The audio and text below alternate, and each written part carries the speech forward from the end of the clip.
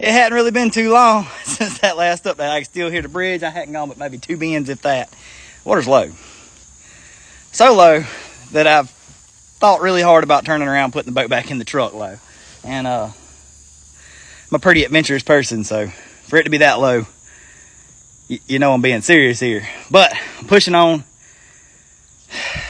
I might wind up having to take out at the halfway point, which is right past the I-20 bridge, on like maybe Wire Road or something like that.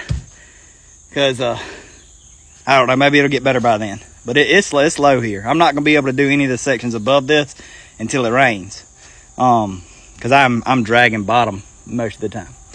And of course there's a lot of trees and sticks and everything down just everywhere because it is so low. But you could tell that there have been people down here because some of these limbs and stuff have been cut to allow passage. I don't know how far that'll go for, and I've still had to get out about 4 times, and it ain't been but like 2 bends, mainly just to pull over sandbars. But I'm gonna bring you back on something interesting, hopefully. Hopefully it deepens out a little bit. I think there's another creek that comes in up here about a half a mile or so, and then a couple more small ones after that that'll hopefully help the water flow and the water depth. But yeah, this is gonna be a tough one. This is gonna be trying, especially to do the full trip, and it's already 10 o'clock. It's gonna be trying, so y'all hang with me. Well, I hate to do it to you, but I'm tapping out. Tapping out. The water's too low.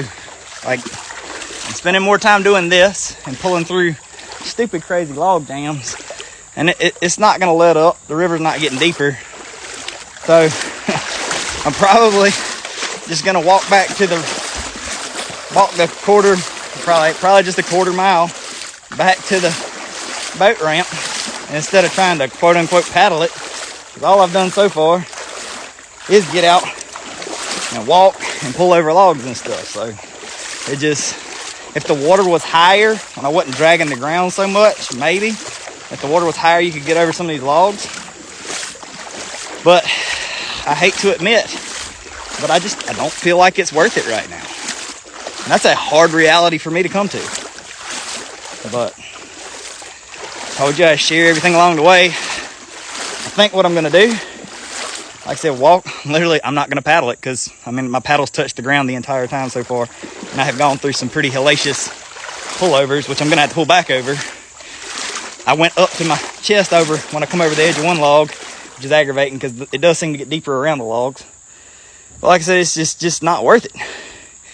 It's not gonna be at all enjoyable, and I want to complete this leg of the river and several legs up because I want to do the quote-unquote entire Edisto River.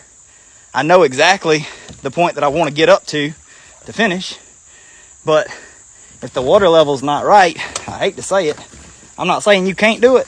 I'm just saying you're going to be walking the river more than you're actually paddling it, and it's not going to be a fun and pleasurable experience, which is kind of the point of the whole thing.